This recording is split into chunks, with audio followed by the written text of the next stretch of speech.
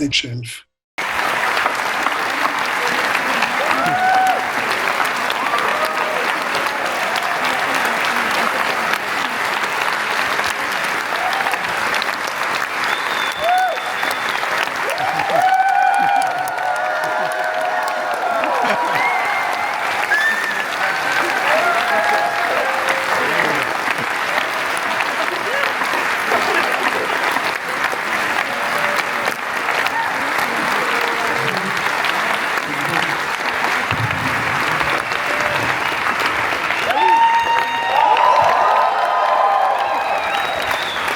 Aussi saluer la présence dans la salle du grand monteur Walter Murch, qui est ici.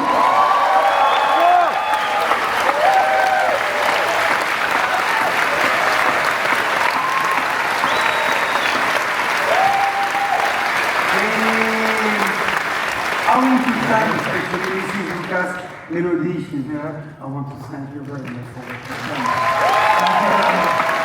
Madame Lucas is ici. Gentlemen, be good. We try. I think it's working. It should be on. Hello.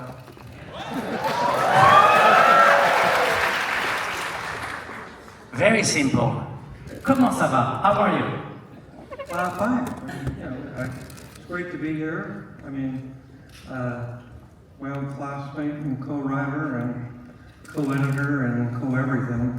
Walter Murch is in the audience. We were here 52 years ago when we brought THX. He did all the sound and I did all the editing. And we wrote the screenplay together. And it's quite an experience to be back here. Okay, let's start with this. Let's start with Cannes and the homage you getting this year with a Palme d'Or, honorary Palme d'Or. Just what does that mean for you? What does Cannes mean for you? What does this mean for me? Being in Cannes, getting the homage and the Palme d'Or. Well, it's nostalgic, but it's also a great honor because I've obviously been back a few times before with Indiana Jones and Star Wars and whatnot, but it's always great to be recognized. You know, obviously we have a lot of fans and all that kind of stuff, but in terms of awards and stuff, it's I don't make the kind of movies that win awards. That's the thing. I mean, I want to go back in time, and I want to start with your friend Steven Spielberg movie, The Phantom Menace. In The Phantom Menace, there is a scene where the young Steven remembers that he fell in love with cinema watching The Greatest Show on Earth. Is there a moment like that for you as a kid? Is it a movie or a scene, something you've seen that made you say, I want to make movies now? Well, when I started out, I didn't do that well in high school, so I went to junior college for a couple of years and mostly studied anthropology and social sciences, and I fell in love with that. Before that time, I did try to go to an art school and learn to be an illustrator, and I did a lot of photography. I had my own locked darkroom, and I did that a lot. So a friend of mine was going to go take the test to go to USC. He was a business major that I'd grown up with, and he said, oh, come with me. And, I don't want to drive all the way to Sacramento. They didn't have SATs in those days. So I said, okay, I'll do it. And I went, and lo and behold, I passed the test. And I said, well, what am I going to take that? I don't know what they have in an anthropology department. And he said, well, they have a photography department, and you love photography. I said, okay, well, I'll put that down as my major. And, but it wasn't, I got there, and it was not the photography department. It was a cinema department, where they made movies. I said, this is nuts. You go to college to make movies? In those days, the USC has been around since the 20s, and there were only like a few dozen film schools at that point. And, but I got there and took a history class and an animation class, and then I had to make a lot about, you know, science and language and all that stuff. But I fell in love with it immediately. It was like, that was the moment I said, this is for me.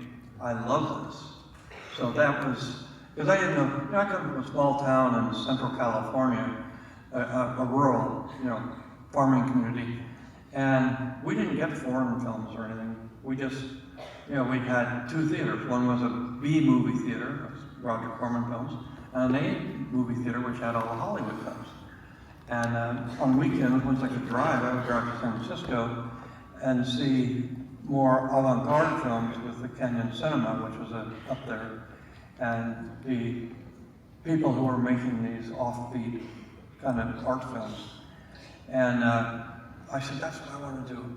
So I went to film school, and I made what would be considered then sort of tone poems or art films or whatever, but they didn't have a, you know, the stories, but it was very, just a film about motion and a film about that sort of thing. And I, you know, that's what I wanted to do. And so that's what I did when I was in school. And then, but I was very successful at it. There were student films, student film festivals, and I started winning lots and lots of awards. So, and I made one which was like a 15-minute film called THX 1138. And the first film I made was an animated film called Look at Life, and that won a gazillion awards. And I just said, I love this. And I was, you know, became kind of a hero in the department because I could do this stuff. So it's, from there, I won a couple of scholarships. And then I met Francis Coppola, who was directing Fame and the Rainbow, and I was just a student observer. And I was bored to death. I said, I don't want to make Hollywood movies. I don't want to, you know, I know how to do this. I was already had another scholarship with Columbia, with Carl Foreman. And I said, you know, I've seen how they make me, I'm not interested.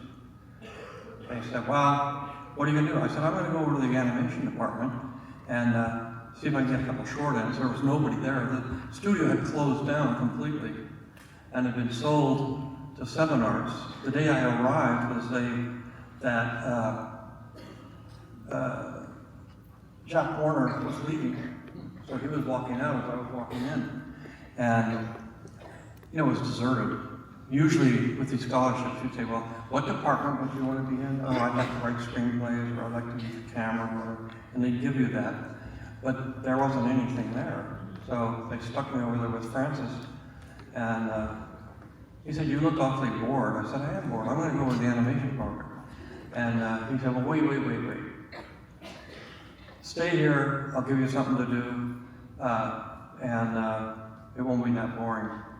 So I mean, we were the only two people on the crew that was, you know, under 60 years old. We both had beards. We both went to film schools. So we were a completely different group than the crew and everybody. So Yeah. that was my moment. And from then on, I was Francis's assistant, and then I moved on. But at this time, sorry, not only at USC, but in this period, you created a group that will change Hollywood, American cinema, and cinema forever. By the way, Paul Schrader was here last week with a movie, and he published on the internet a photo of you, Francis, and Paul, and he said about Cannes together again. This group that we created is what we call the New Hollywood. Did you realize at the time that you guys were changing everything, every rule, that you were proving to the studios that we can be independent and still make movies that can make money? Well, to be very honest with you, we weren't really that interested in making money. We were interested in making movies. That was a big difference, because we all loved movies. That was the same thing at USC Film School. You couldn't get into the movie business. It just was not possible. You were, unless you were a relative or you knew somebody and they pushed you, in there. You couldn't go to the studios. It was just completely locked out. So none of us really thought we were ever going to make movies. And even our camera instructor, we came in and he said, how many of you guys want to make films? Everybody raised their hands. None of you are going to make films. That's about as far as you're going to get. So if you want to make films, this is a hopeless exercise, and you're going to waste 2 years and forget it. So but the secret was that we all loved movies, and all we really wanted to do was make movies, even if they were just short films at school. And that was a magic time in Hollywood, which is where USC is, where the people who founded Hollywood and founded the studios, they were all retiring, because this was in the mid-60s. And in the 60s, they were all in their mid-70s or 80s, and they were leaving, and so the studios were bought up by companies like Coca-Cola and Gulf Western and regular corporations, and they said, well, what do we do now? We don't know how to make movies. And they said, well, let's hire some agents and people that know how to make movies. But basically, they hired a lot of kids. So where we couldn't get in before, they started hiring people from film schools. Like, they must know what they're doing. Little did they know. So after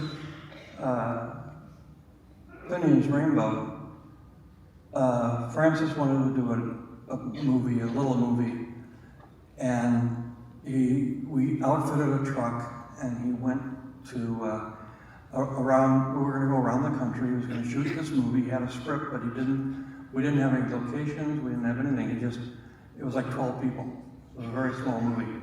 And so we get in the truck and we drive across country, starting in Great Neck, New York, and going all across the country.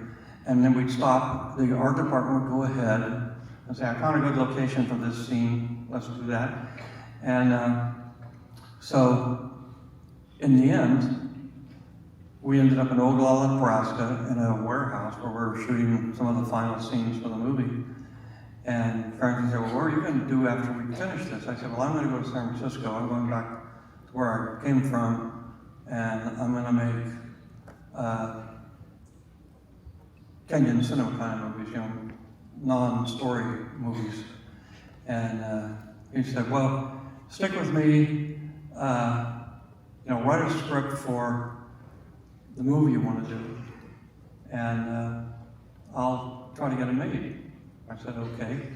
Little did I know that I was getting paid what they gave him for me to write the script in order for me to be the catch-all assistant on a movie. But that's really how I got into it. And then when I went to San Francisco, Francis said, I'm going to come to San Francisco too. We'll start a company in San Francisco. And so... It's American Zoetrope. American Zoetrope. And, there were a few other film companies and filmers. Phil Kaufman was up there. John Cordy was up there. Saul Zantz was up there. And so, it wasn't completely a void. And we said, we're going to be here. We don't want to go to Los Angeles. We don't want to be part of that. It's just not what we want. So we started making films in San Francisco. And that gave us the freedom to pretty much do whatever we wanted until actually made THX, and it didn't make any money. And then they said, oh, you owe us a lot of money. Or I said, well, I thought that was development fund. No, we don't want the movies. We wrote 7 screenplays. And they said, we don't want the screenplays, we don't want the movies, we don't want any of that. We want our money back. So for instance, I was thinking, oh my God, we don't have that kind of money. And I said, he said, well, there's this movie about Italians. And, they're going to pay me a lot of money to do it, and that'll get us out of Hawk. I said, okay, well, what can I do? I said, It can't be on the if you want to make a movie, don't make one of these artsy, sci-fi, whatever. Make a comedy. I dare you to make a comedy. I said, well, I'm only 25 years old. I can do anything. So I started writing American Graffiti. And Is it true that you signed for American Graffiti here in Cannes when you were presenting THX? well, what I'd done is I'd gone to every studio in town. My agent got me in the front door. I got the front door. They said, oh, thank you, thank you, thank you. Don't call us, we'll call you. So, you know, that happened forever. And, but in those days, United Artists was like the pick of the studios in terms of being able to have some freedom and being able to do things. But I talked to the senior vice president there, and he said, no, that's not what we want. So Walter and I, well, we got Warner Brothers told us, hey, you're going to be in the director's fortnight, and at Cannes. I said, well, that's great. You know, it's like we could barely get the film released, let alone in a film festival. So they said, well, we're not going to pay for you to go to Cannes. It's like, if you were getting the Palme d'Or or something, then maybe we would, but you're just in the director's fortnight. That's just first-time directors. We don't care about that. So Walter and I got together and said, well, let's just take what money we have left. I didn't have that much. He didn't have that much either. And we said, let's go to Cannes and see the movie. So we did. We came to Cannes. It was raining like crazy. And we found the theater. It wasn't in a regular theater here. It was in one of these side theaters. Small, you know, about the size of one of these sections. And got to see the movie. We snuck in. We didn't have tickets. We didn't have anything. We just, you know, went in. And then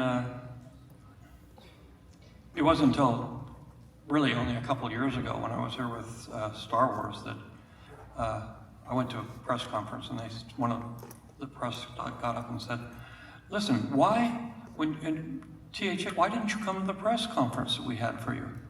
I said, I didn't know there was one. I didn't know there was one when we didn't know there was a press conference. But that was that.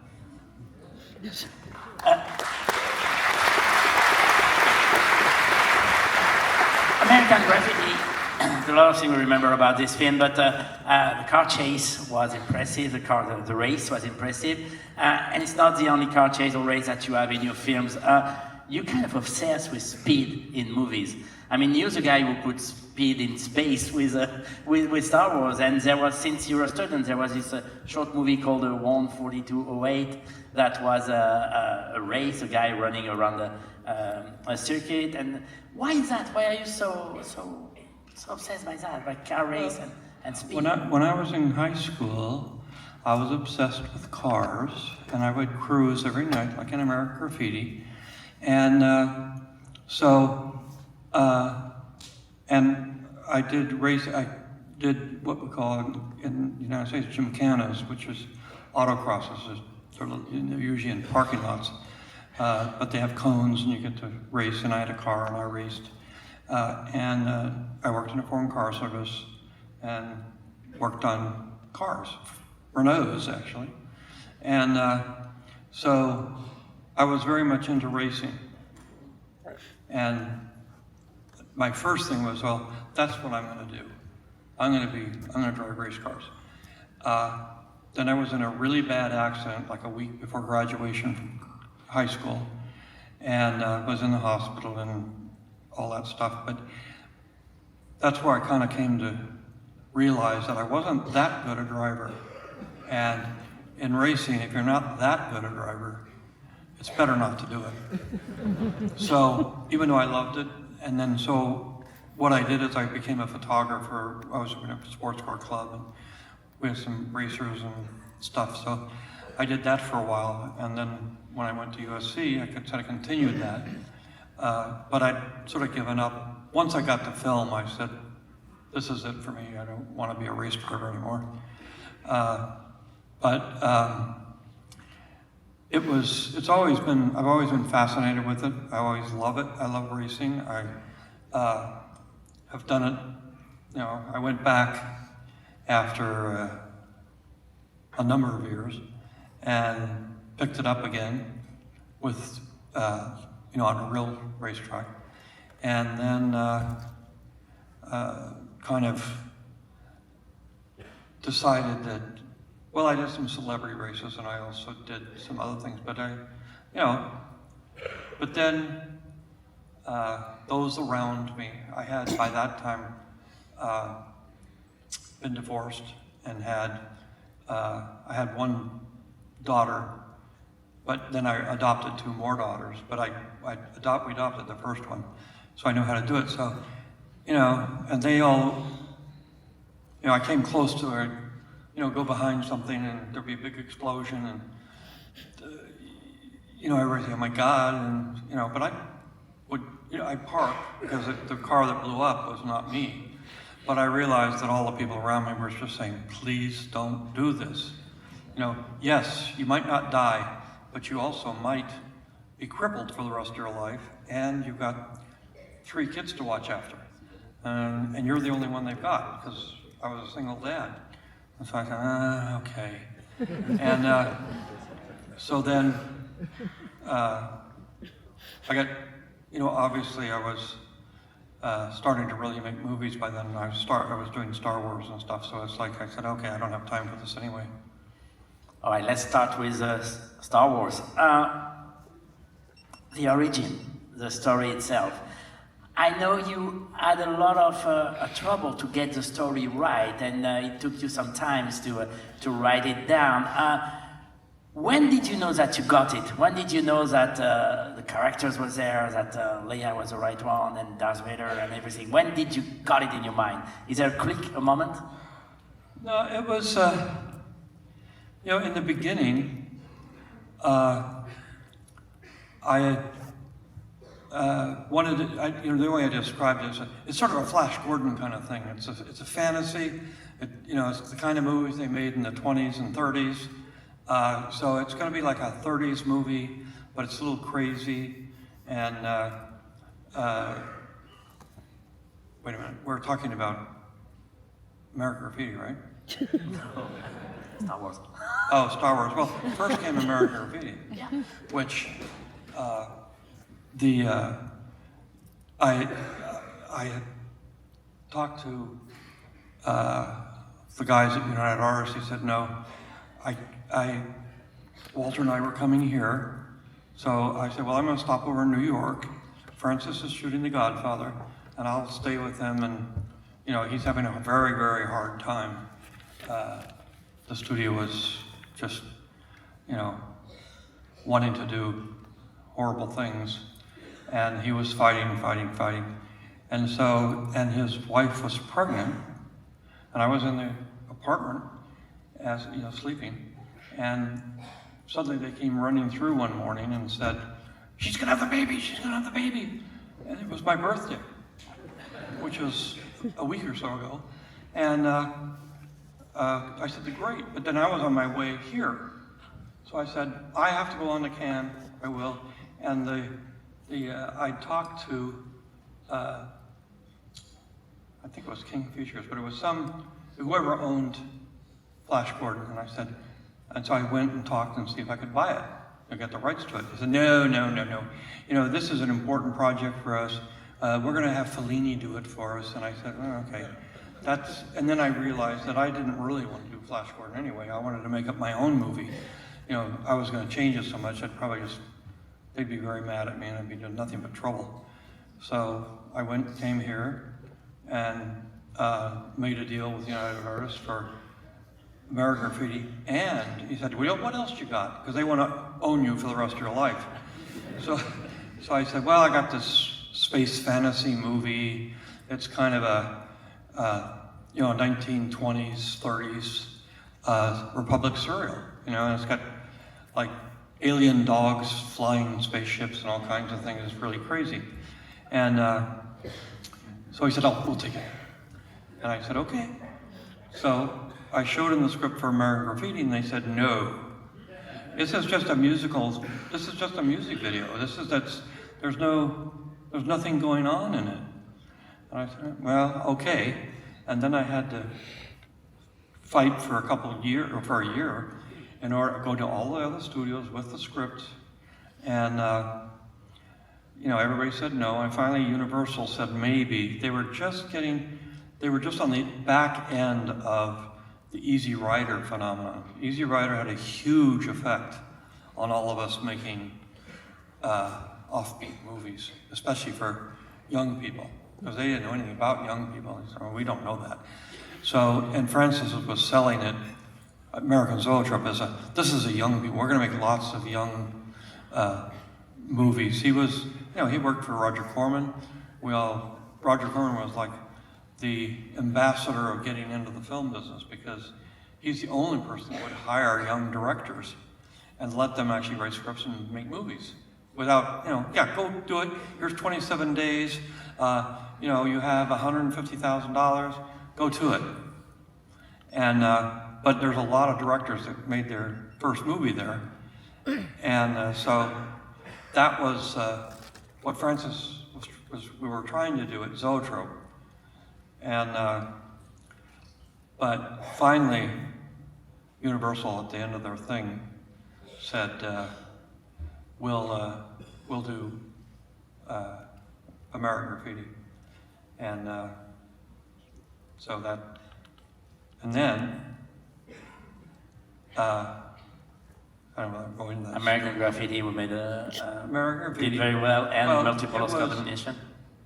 The thing about American Graffiti, when I made it, all these films, you know, THX, the studio just, you know, it was called a cult classic because people would sort of drop acid and watch it and say, wow, this is better than 2001. I mean, wow, you know, it's like, but we did have an audience. And so what happened is that when it came down to trying to get American Graffiti off the ground, the studio, we were in a 1,000-seat theater. We did a preview, and it was an amazing preview. It was unlike anything I'd ever seen or heard or done anything with before. The audience went crazy. They were standing up, they were screaming, they were yelling. It was like a rock concert, and it was amazing. And so lights come up. The head of the studio comes into the back. He's back in there. We came up and met with him. He said, "This film, you should be ashamed. This film is not quality enough to show an audience." And it was finished. It was a fine, you know, it was an answer print. And Francis got very mad at them, and we were having this big fight in the back of the theater. And he said, well, "How dare you? You know, this kid almost killed himself making this movie, shooting it in 28 days or nights. And he's, you know, how dare you at least not say, it was an interesting movie." And he said, "No, this is terrible. We're going to take it down and recut it." And so we fought that, but at the same time, what we did is when we didn't let them take it down there for a while, but they did cut 5 minutes out of it. Big deal. But at the same time, it was the only scene that the Ron Howard character actually, you know, told off one of his teachers. It showed that he wasn't just a wimp, he was actually a good guy, and all that sort of stuff. But the reality of it was that we had, you know, they said, well, we're going to show it, we're just going to release it on television. It's not, we're not going to show it in a movie theater, it's just not that quality. So they called the the television department, and of course there was like 5 guys. And Universal's got theaters like this, not quite the second thing, but they're big. And they have little ones that have like 24 seats in them. And I said, well, get the biggest theater and invite all the people from the studio.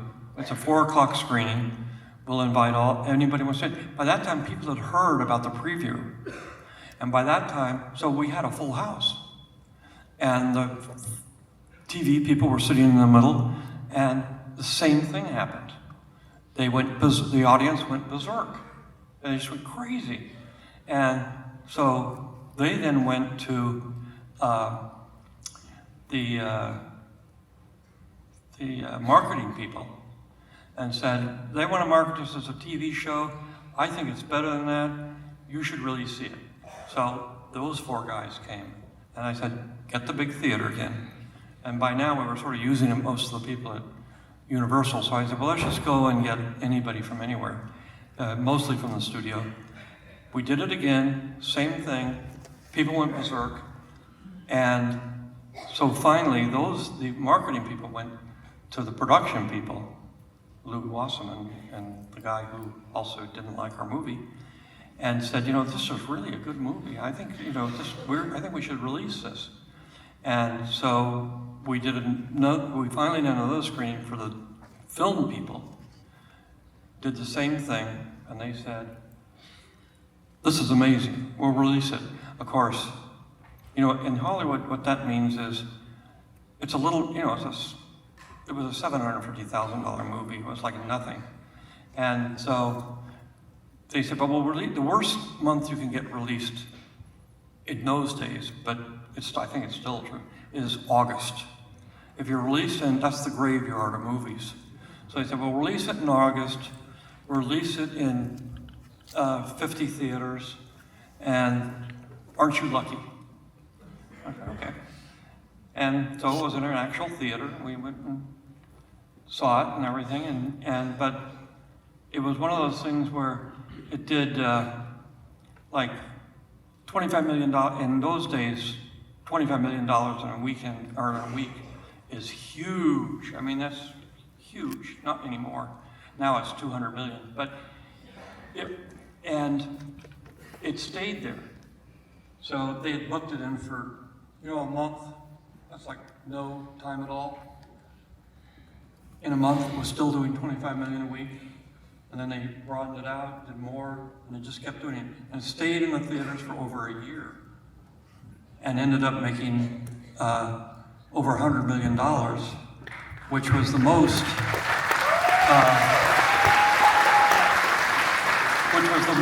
I didn't expect it to do anything. Obviously the studio didn't expect it to do anything. And so what we were surprised, but at the same time, when I did the last screening for the production, Al Ladd Jr., who was the head of production and everything at Fox, saw it and did something which I don't know what's happened to anybody else.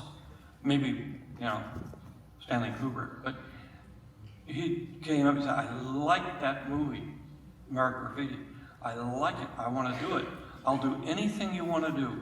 You got any other movies?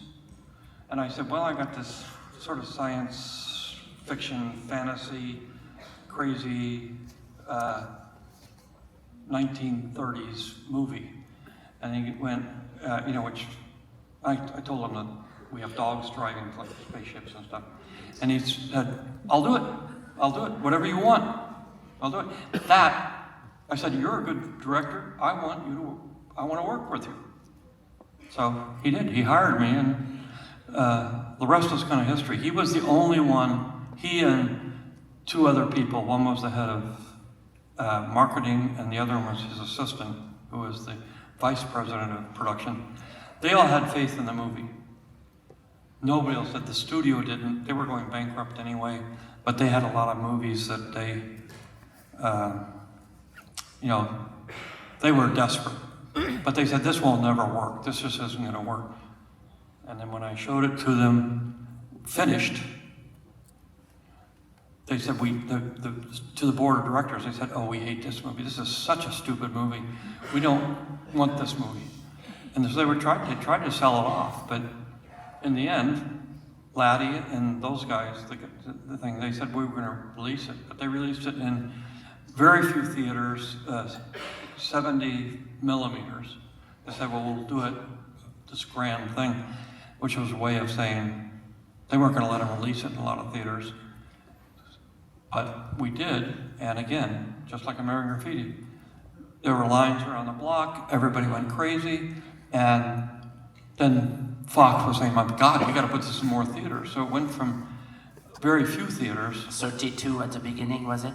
Huh? 32 theaters? 32 theaters to over 1,000, which was unheard of at that time. And it was, you know, making a fortune. So, but none of those movies from that period were accepted by the studios. And of course I made them like Star Wars I made in England. So I was away from the studio. They had a person there, but eventually he gave up trying to tell us what to do. And, but because I was from San Francisco, I had my own production company, you know, that was what happened. And at the time, before it came out, I was having to talk with Laddie, because we were trying to figure out some of the release, and I said, you know, in order, something that I guess some people are interested in, when I was making the movie, American Graffiti, you only get net. Net in a studio deal was doom. You could not make money with net. You could only make it with gross. The only people who got gross were big-time stars, Barbra Streisand, Steve McQueen, you know, Paul Newman, but nobody on the crew, no directors, nobody could get gross. You only got net. And net, they would have, or they just keep adding stuff onto the budget until it never paid off. It just never, ever paid off. And so it was like fool's gold. And, you know, I knew that, but American Graffiti made money so fast that I actually made a lot of money. And it was the first time I think anybody had ever made money on net.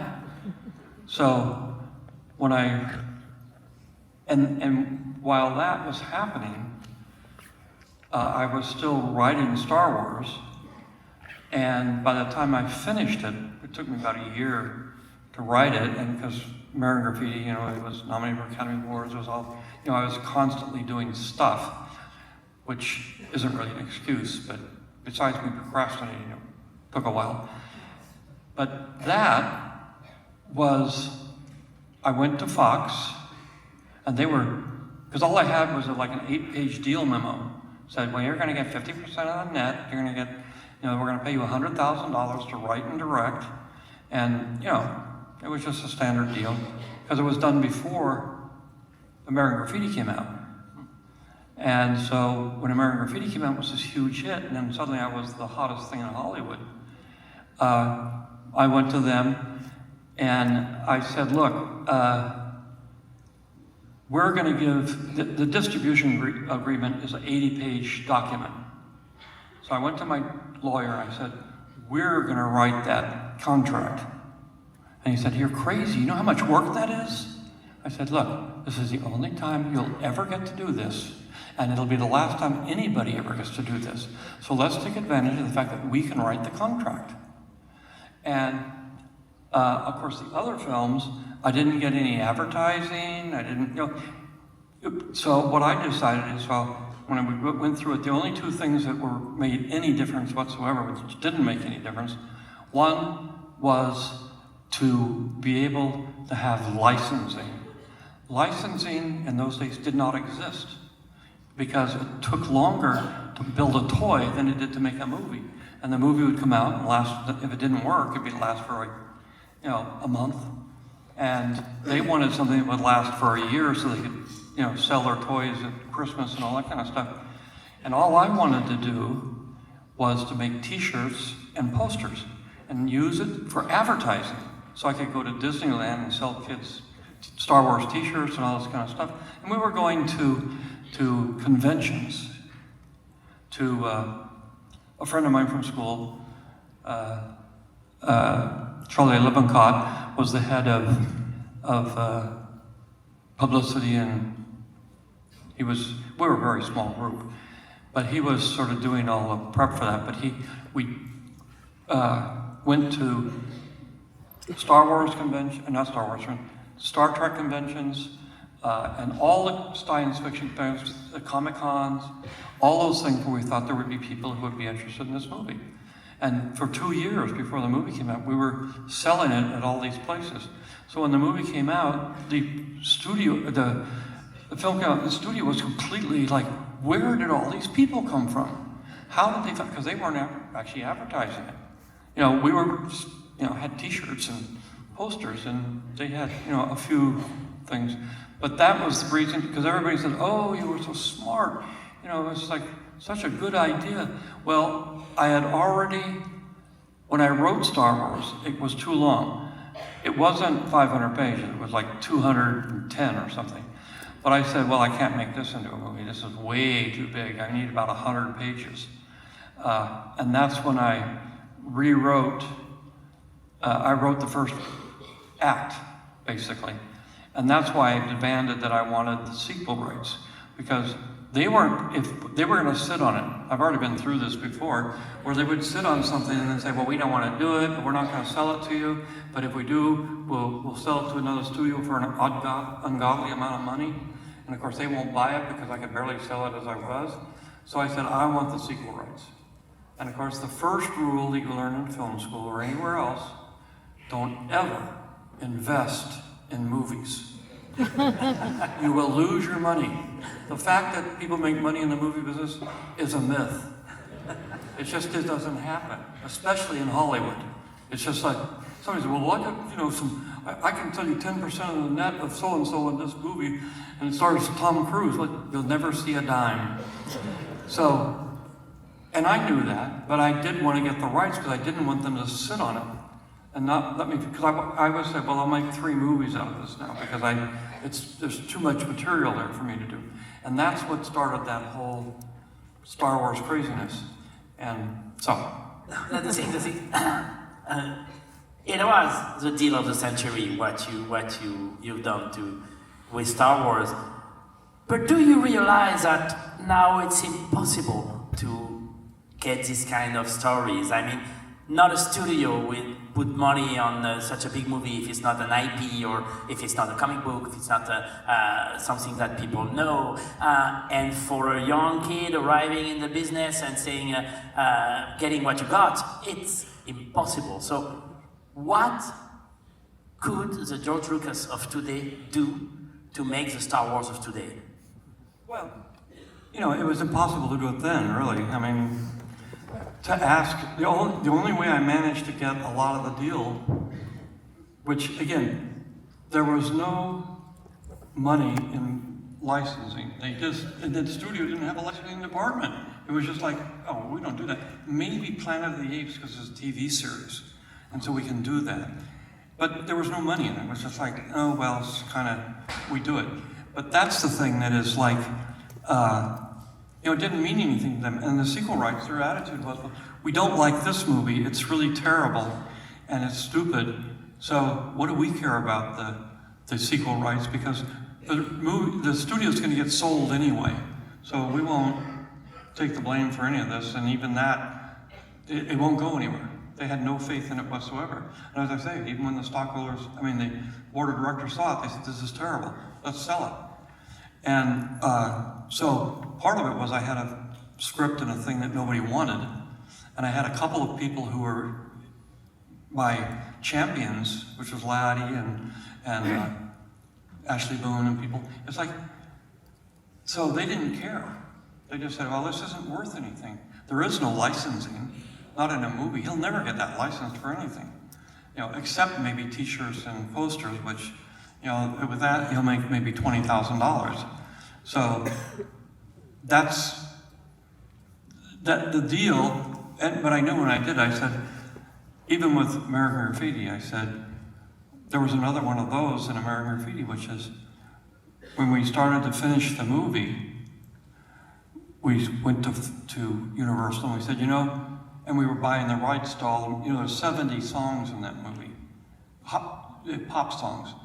And they said, we said, you know, for another $3,000 a song, we can get the album rights to all the songs in the movie. They said, we don't want those, we don't want those, we don't want those. You know, so when the movie came out, it was a giant, huge hit. They went out and spent like $2 or $3 million just to get the rights for the album. And then they did 2 albums. It's like, that was Hollywood then. I don't really know. I've been retired for 10 years. So I'm not sure what it's like now. But, you know, they they didn't really understand the business the way somebody who's on the ground does. And the people on the ground, director, writer, you know, if you say, I'm gonna make this movie no matter what, and people have done it, you can actually do it. And now there are a lot more with streaming. It's very easy. It was easy. Now it's not. They shut it down. But it was that they were throwing money around like crazy. And so if you had a crazy movie and you could say, well, I can make this into 4 movies, you know, you can pretty much get a deal. But now they're, you know, backed off. So it's not quite as easy as it was. But the secret to the whole thing, ultimately, is persistence, which was in the movie. It's the only, and you know, I battled it for 2 or 3 years, 4 years for each movie. And I just kept pushing and not giving up because I was passionate about the film. And I didn't really care about the deal. I just cared about getting to make the movie. It was from film school. All we did was, our passion was to make the movie. We didn't care. And we were hoping that somebody would figure out the secret, which is for film students and young people. You'll pay to make the movie. I'll pay you all I've got, you know, $300. and you know, or I'll do it for free, which is also a thing like with Jim Cameron, who I became friends with, who, you know, when he did Titanic and went over, you know, he had 50% on that, but he was going over budget, way and over time, and he finally said, look, I'll do this film, but I will give up my percentage, which they can't, if you're going to give them something, they can't resist it. He said, I'll give you all my percentage.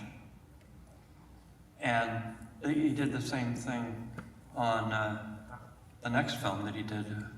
And you know, he said, you're crazy. What are you doing? This is nuts. He said, but I want to make my movie. I want to make my movie. I said, you know, it's not going to make any difference to them. I mean, yes, they're not going to shut it down. I said, you know, there's a secret to making movies. If you're halfway through and you've spent a ton of money, and they did this Star Wars, they cut me off because they said, it was, you know, Fox was going out of business. I said, you've got to finish in 3 weeks. I mean, I was 1 week over. And they said, well, you can't go over anymore. I said, but I still have the whole opening of the film. When Darth Vader arrives with Princess Leia, it sets up the plot. This is all, you have to have this. You can't start without that. And they said, well, you know, you gotta stop. And so I said, you know, I can get that shot, but I'm gonna have to work 24 hours a day with 3 new crews, and it's gonna cost you a lot more than if you just let me go the 3 weeks instead of cutting it off at 1 week. And so I said, you know, they said, look, just stop when we say, because what they wanted to do is the announcement in the trades that said Star Wars is finished, and they finished shooting. That's an important thing for them. It doesn't mean anything because I did get all these crews and it did cost them, you know, Star Wars, the budget, the original budget, which was, you know, what it actually costs, just like building a building. You say, well, this is the lumber, these are the people, they're gonna work this many weeks, and this is how much they get paid, and you come up with a real budget. They're not used to that. They're used to producers just scamming them and putting a number out there. And I said, this isn't like that. This is a real cost.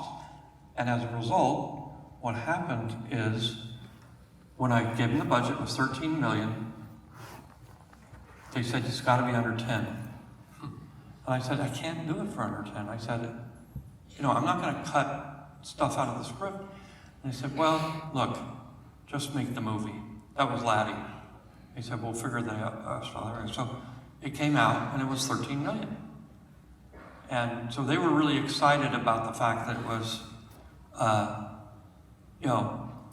10 days over from, or 2 weeks over from what they accepted, which, it was just, they didn't understand that that isn't a way you save money by just cutting it off. You don't get a movie, it's just, that world, I'm not sure if it still exists, but it kind of still exists, meaning it's impossible, and you just have to have the passion and the persistence to continue to do what you need to do to get the movie made the way you want it. Now, I'm famous for being a bit of I want things to be perfect. I don't want to have a movie out there that's half-assed. And so that is why, I don't know if this is a question yet, but that is why I went back after Star Wars, or it was even after that, it was after the 3 Star Wars, when I was experimenting with digital technology and trying to build a digital pipeline so we could make digital movies. And so the movies, I said, they're things that were never finished. They were just movies get abandoned. They don't get finished unless you're Stanley Kubrick or somebody. Otherwise, they just say stop and that's it. And so I had a lot of stuff in there that didn't get finished, that I wanted to finish. And then when we developed digital technology, I said, well, we can go back and fix a lot of these things. The things were like stupid things that only a filmmaker cares about, which is in a lot of the movies, especially in Empire Strikes Back, because it was white on white, the matte lines around the characters was very extreme. I thought it was extreme. I'm sure the movie came out, nobody cared, but I cared. I didn't want to have that, but it was a lot of things like that. And I had shot a scene that we were gonna, with Jabba the Hutt, that we ran out of time, we ran out of money, and we didn't have the technology to actually do it because it was we were working on the design of a big slug. And I had just shot it with a stand in there to do it. And I said, I want that scene back because now Jabba the Hutt's gonna be, because he's in the other movies. And this is a good way to set it up. I should have, that's why I put it in there in the first place. But it was one of those things where I said, cut, anything that's expensive. And that was when we didn't really have an answer about how we were gonna do it. So. About that, and we'll come back about the making of Star Wars in a minute. I opened the question to fans on the web, and Nicola Michalski is asking, many of them reveres the VHS of Laserdisc of the original version of the first Star Wars. Are you going to release one day a Blu-ray or a 4K version of the original one? Or well, we did release the original one on a Laserdisc. And everybody got really mad. They said, well, it looks terrible. I said, I know it did. One of the big things when we redid the movies is that the color and the movies had faded. They were terrible. They were scratched up. There were no real copies. We took the best copies we could from all over the world, which is the way you restore movies. They were still kind of bad. And so the big deal was to restore the actual, which is what we do with the Film Foundation. We take old movies and then restore them so they look great. And that was really the impetus of it. And I said, well, since we're going to do that, I want to fix all the things that I didn't get to finish. And so I did that. That was the reasoning behind all that. Now, if they wanted to see it on the way it was, they looked at the Laserdisc. I mean, it was on one of the VHSs that we released, and it looked terrible. And they said, well, this is terrible. You purposely made it terrible. You made it, I said, we didn't. That is what it looked like. And it cost, just to do the rehab of the movie, each movie was $6 million. I said, you know, I'm trying to make movies and I can't, you know, that's a lot of money. And I wanted to fix them at the same time, which we were doing experiments with digital to see what we could actually do. And ILM was learning how to do digital technology. So there were a lot of reasons behind, you know, and I'm a firm believer that the director, or the writer, or the filmmaker should have a right to have his movie be the way he wants it. It goes all the way back, you know, to, you know, Michelangelo.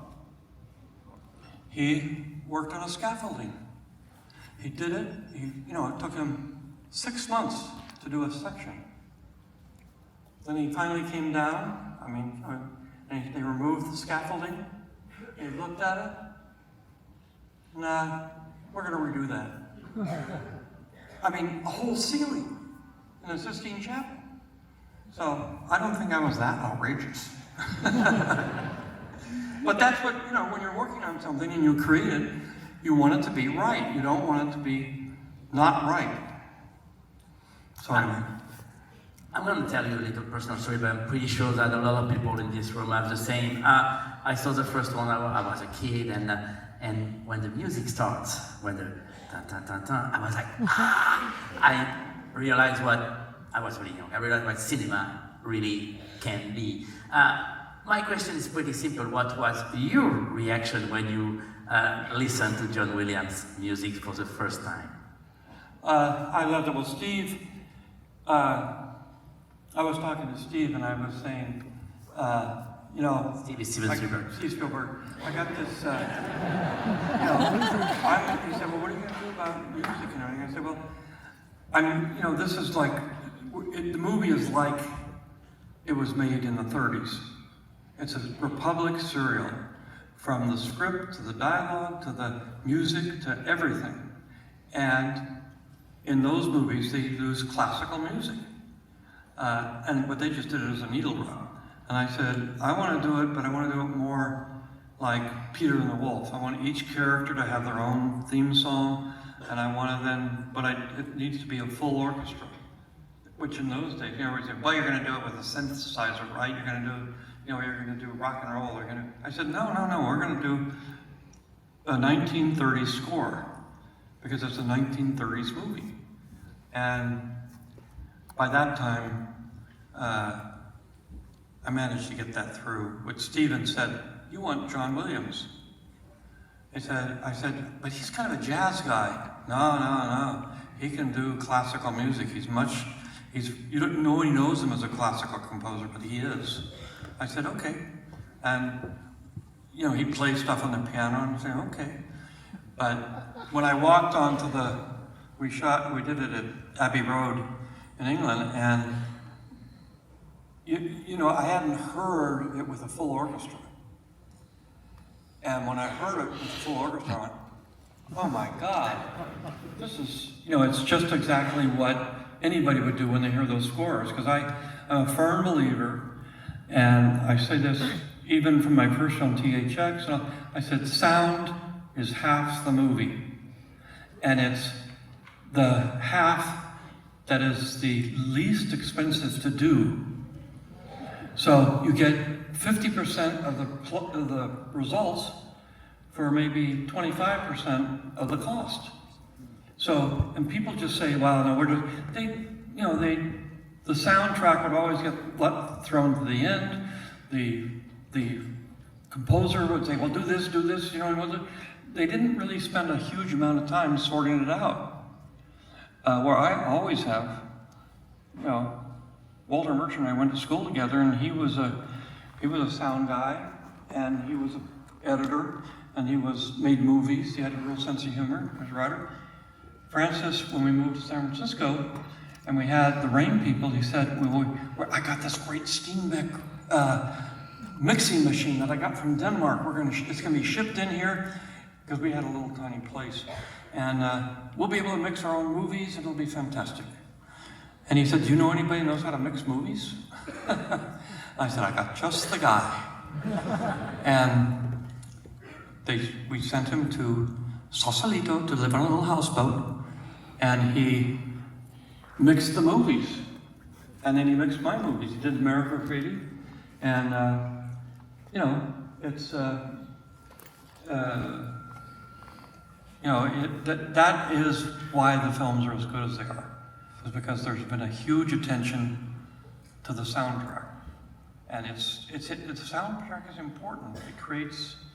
It's the secret sauce that makes the poetic art come out. This explains.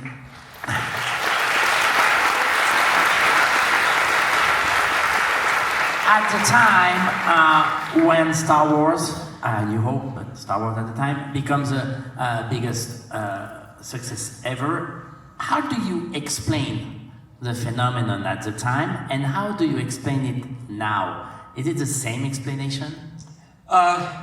It's basically, I think, the same thing, because when Star Wars came out, everybody was saying, oh, let's make spaceship movies, let's make spaceship movies. I said, Star Wars isn't a spaceship movie. There's a lot more to it, and the purpose of Star Wars it was during the Vietnam War.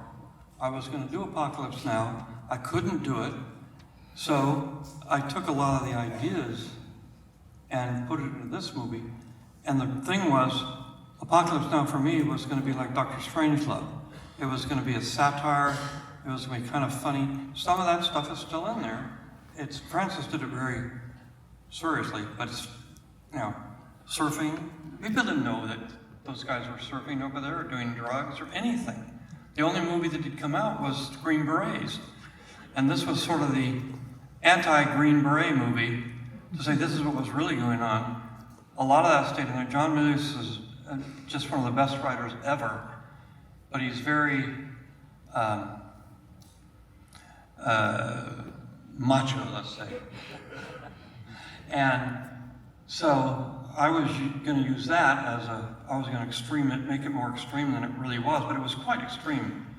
And Francis toned it down because he liked what is the movie? Book.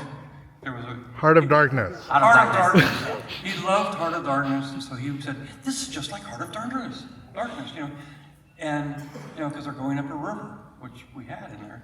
But he then said, "We'll do Heart of Darkness," and so he changed it that way and made it more serious and more weird. It was weird because a lot of it was satire. It was funny, but it didn't get it wasn't done like Dr. Strangelove. So anyway, that's where that. So the Star Wars phenomenon? That And the Star Wars phenomenon? The explanation? So Star Wars is for kids who are 12 years old. It's always been designed that way. And it's for kids during the Vietnam War, where all of us were about to be drafted and people were coming back in coffins, friends and things. And we were marching against, the civil rights movement was going on. There were a lot of things that were very dark. And we said, I said, I want to make something, because American Graffiti was so powerful for kids that I said, well, I want to make another kids movie for 12-year-olds that are going through puberty, that don't know what they're doing, why they're here, asking all the questions about what should I be worried about, what should I think about, what's important. And Star Wars has all those things in there. They're buried in there, but you definitely get it, especially if you're young. And of course, the people that loved the movie were all somewhere between 10 and 15 years old. And then, so it was hard in the end because I wanted to do the prequels, but I knew that, I was just going to do whatever I wanted. I wasn't going to make something that would try to be a bigger hit than Star Wars. So I did 1, 2, and 3, and 1, which got completely trashed. When 1 came out, it was the beginning of the internet. It was the first film we did, because I'd spent 10 years developing digital technology in order to make 1, 2, 3. Because I knew that there would be a big battle with Yoda and things like that that I couldn't possibly do with a puppet. And so we had to come up with another way of creating all that stuff. And there were a lot of stuff that, you know, finally with visual effects we could do that we couldn't do before. So we did it, and of course, the critics and the fans who had been 10 years old when they saw the first one, and then they were 13, and then they were, it's a children's film. I don't want to see a children's film. You know, that's terrible. That Jar Jar is terrible. I said, you know, everybody said the same thing about 3PO. That guy's so irritating. Why don't you get rid of him? There was a huge thing about getting rid of 3PO. And then when I did the third one, the Ewoks, they said, well, those are little teddy bears, those are little kids. This is a kid's movie. We don't want to see a kid's movie. We want to see an adult film. I said, it's a kid's movie. It's always been a kid's movie. It is a kid's movie. I was as surprised as anybody in the first one and the first 3 that everybody from 5 years old to 85 years old liked it, all over the world, everywhere. And that was, you know, I said, wow. Because there are certain aspects of that movie which say, you know, they would say, well, there's no, it's not, it's all white men. I said, it's not. Most of the people in there are aliens. And the idea is that you're supposed to accept people for what they are, even if they're big and furry, or whether they've got they're green and whatever. The idea is all of the people are equal. The only people that aren't, which was in there, are the robots. Well, you can't come in here. We don't like your kind here.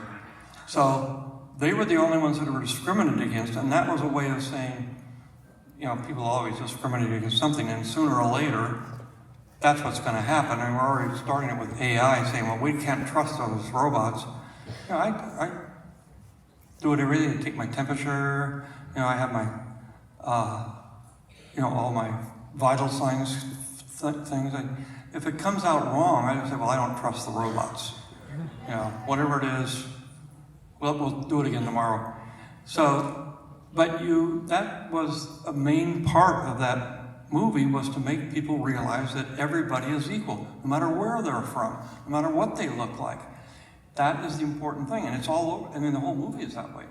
The other part of that was, they said, well, when they, you know, the critics kept saying, well, there's no, what we mean is there's no black people in the movie.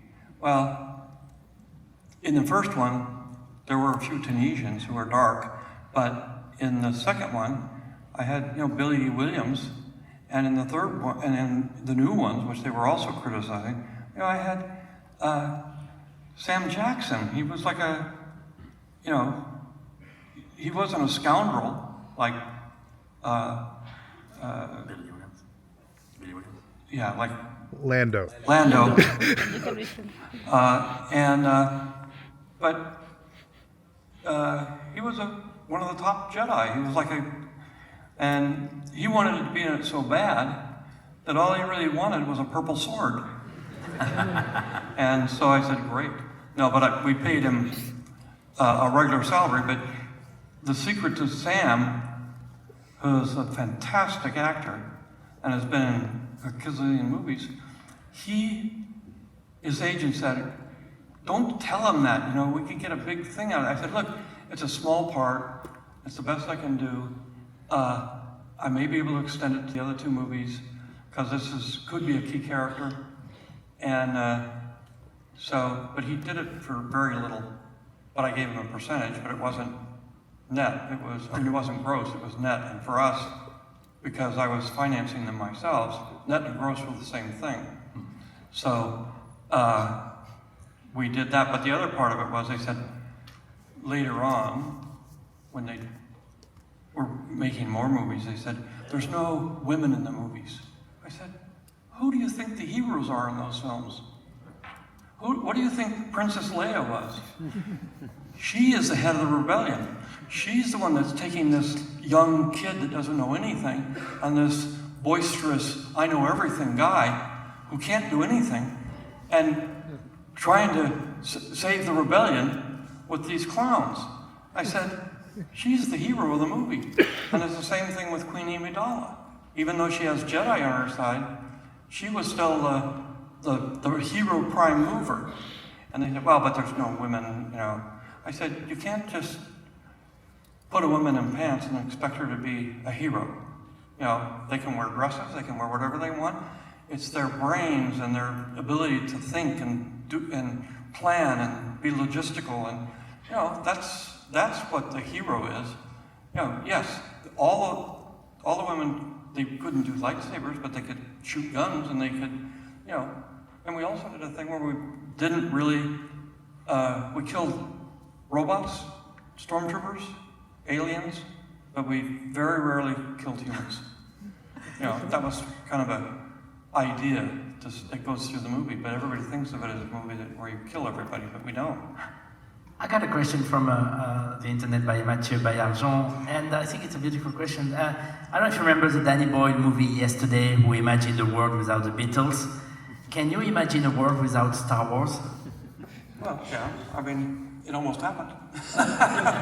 And thank God it didn't. It's, you know, when I sold the company, I just sort of said, because I had a baby girl, I got married, I had a different life, and I said, I'm gonna, you know, and I didn't, because I knew it would take me another 10 years to make those films. And I said, and I was 69, and I said, I'm not gonna be doing this when I'm 79. And I won't, you know, it's time to let go and let somebody else do it. Even though, like with Empire Strikes Back and some, I ended up having to be on the set the whole time, but it's like, I was the only one that really knew what Star Wars was, and Gersh and I were really good friends, so it was like, you know, and so I was like the consultant, the advisor who actually knew the world, because there's a lot to it. The Force, nobody understood the Force. Nobody, you know, what they do is, and then they started other ones when I sold the company, and they, you know, a lot of those ideas that were in there sort of got lost. But that's the way it is. If you give it up, you give it up. I want to talk about your producer career. I mean, of course, you produced two Star Wars, not directing them, Empire and Return, but you also produced, of course, Steven Spielberg and Indiana Jones, but not only. I mean, Kagemusha, I mean, Mishima, regale, and why was it important for you to produce this movie? Why is it important for you to give the voice to this filmmaker, to give the means to this filmmaker to make the movies they wanted?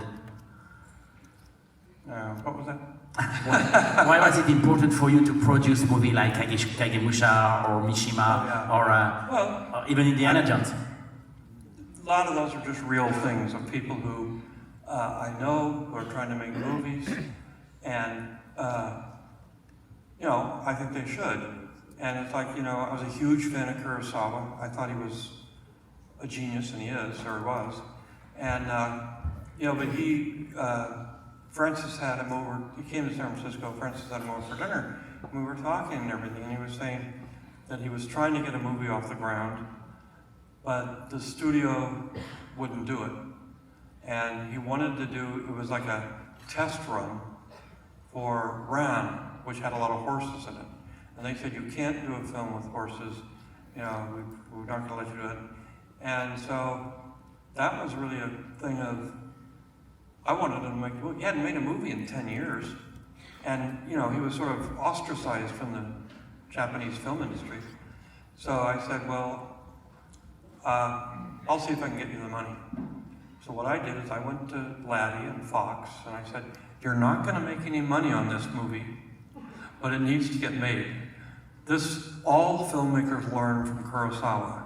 So think of it as a way of letting people have more examples of how you make movies. And so I got, you know, millions out of them, and to buy the foreign rights to the movie, because the Japanese had the Japanese rights. I said, I'll, you know, so we sold them the foreign rights, which I don't know how they did, but at the same time, I already warned them that it was, you know, this was a long shot. I did the same thing with, which Francis and I would go in on, which was Kegemusha, which was Godfrey Reggio movie, which was more like what I used to do and that I like to do. So it was kind of my kind of movie. And Francis did the first one. And so, you know, we were doing movies that just, you couldn't get them made. And I did, you know, it was the same thing with, why can't I remember his name? Who did the picture of us and put it on the wall? Yeah. You know, he had a great idea for a movie. It was a great movie. I liked Philip Glass, he was doing it. And I said, this is great. And so I helped him. I actually helped Larry Kasdan get his first movie off the ground. But I didn't put my name on. I didn't put my name on a bunch of movies because, like, that one was, you know, body heat. It's like, I said, Larry, if I put my name on that movie, it's all going to be about me. It's all going to be about, you know, me making these kinds of movies. And we don't want that. I want it to be you making this movie. And so that's, but I did it a few times. I just, you know, but I did do Labyrinth because Jim and I got to be friends in England because we had, his studio was right across the street from us. And you know, he needed some help on the script. I said, well, I'll help you with the script and everything. Well, you can be a producer. And so I did get involved in the film. But I love Jim Henson. I mean, he was a genius. And, you know, but a lot of those are like that. You say, this guy's great. I want to help him. I mean, big time, you know, Jim Henson wasn't a small guy. Well, he's not even a small guy, but he didn't, you know, it was very hard to get movies off the ground. And I wanted to help people who I thought were talented, who I thought I could use my pressure to make it happen somehow. And I did. So that's why I became a producer. We don't have a lot more time, but I want to talk to you about what Terry said in the beginning, how much you are interested in the innovative aspect of cinema and how much it's important for you and how much you worked on that at the ranch. Why is that? Why are you so fascinated by that? And also, I want to have your opinion on the AI debate that we have now around cinema. You're asking about why the ranch? No, yeah, that, and why you are so much interested in the technological innovation. Why is that important for you, the digital and all the stuff you do over there at the ranch, all the technical stuff? Well, one, we're in San Francisco, and there wasn't a mixing facility up there. You know, there were a few rock and roll ones because it was a bit of a rock and roll heaven, but there wasn't anybody who could actually do a big score like we do with a 180-piece orchestra, a big symphonic score. And we did it at Apple, but there was that and Dunham Studios. They were the only ones that were actually a live studio.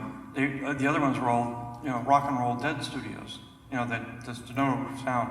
So the one we built was it can be a dead studio, but you can move the panels around and everything and make it a live studio. So that's why I built the studio. And to me, because I started out as an editor, that's the sound and the editing are the most important things.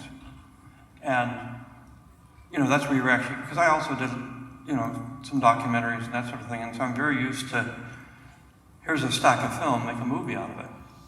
And so we made an editing facility, we made a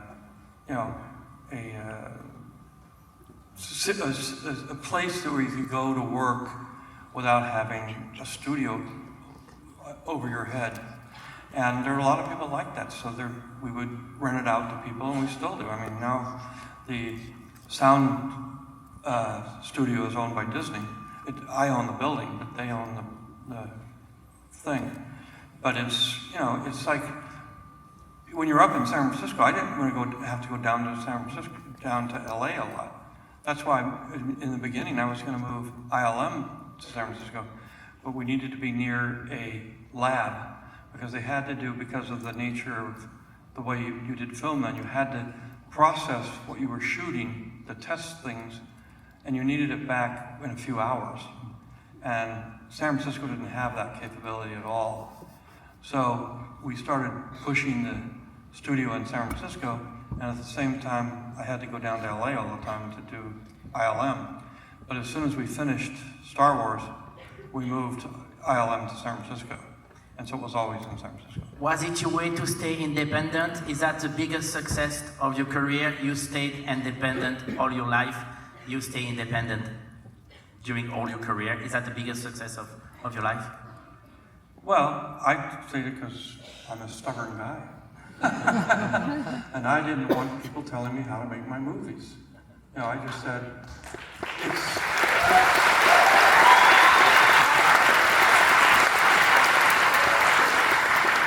it's that easy. I mean, I had a group of friends, like Walter I went to school with, Marty Scorsese, Francis, Steve Spielberg. We're students at the same time, and we all know each other really well. So I know what their prejudices are, what the thing is, and I show them the movie, and they make comments, and I know where they're coming from, and so I can say, well, yeah, or that's a good idea, but that I don't like focus groups. I don't like previews. I mean, the preview is really for me and for the people that actually work on it to see if it works, because we've never seen it with an audience. So once you do that, it's like, but you get a very honest, but to do those kind of things they do afterwards where they ask people, well, what kind of movie do you want to see? Like, the audience doesn't know what they want to see. They, I want to see something like Star Wars. Well, that isn't an answer, really. It's like, I want more action. I want, you have to say, I'm going to make the movie. I'm going to do what I do, which is the way I do it, the way I like it. And then, but I'll pay attention to the audience. I'll just, if they don't like something, there's the thing. We do those previews to say, oh, guess what? They didn't like that character. I wonder why. And so then we would kind of discuss what we could do. But so it's not completely, not with the audience, but it's not, the studios go to the point where it's like, they let the audience actually make the movie, and of course now, they go crazy. That's what they do. It's all about, what do the fans think? I said, that isn't the way you make a movie. The way you make a movie is to find somebody who knows how to make movies, has a story to tell, is passionate about it, and makes the movie. You don't ask the housekeepers whether they like the movie. Really. I mean, I love the housekeepers. Francis let anybody come and see his cuts of some of the movies he did. And I said, Francis, they're not going to understand this movie. It's just not going to be something they understand. And, but he would listen to anybody. He still does. Monsieur Lucas, merci beaucoup.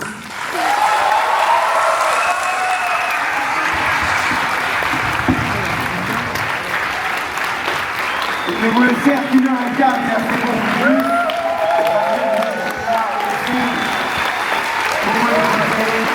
Merci à Didier, à Luce. Et merci du cadeau que nous allons faire. George Lucas.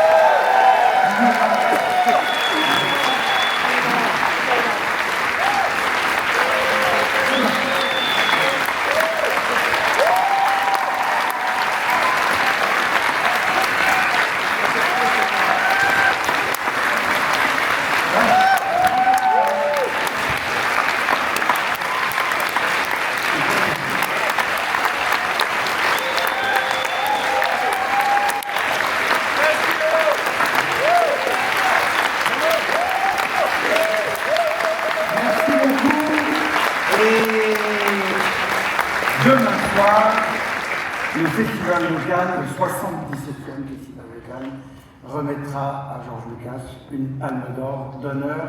Merci à vous tous d'être ici. Merci à vous.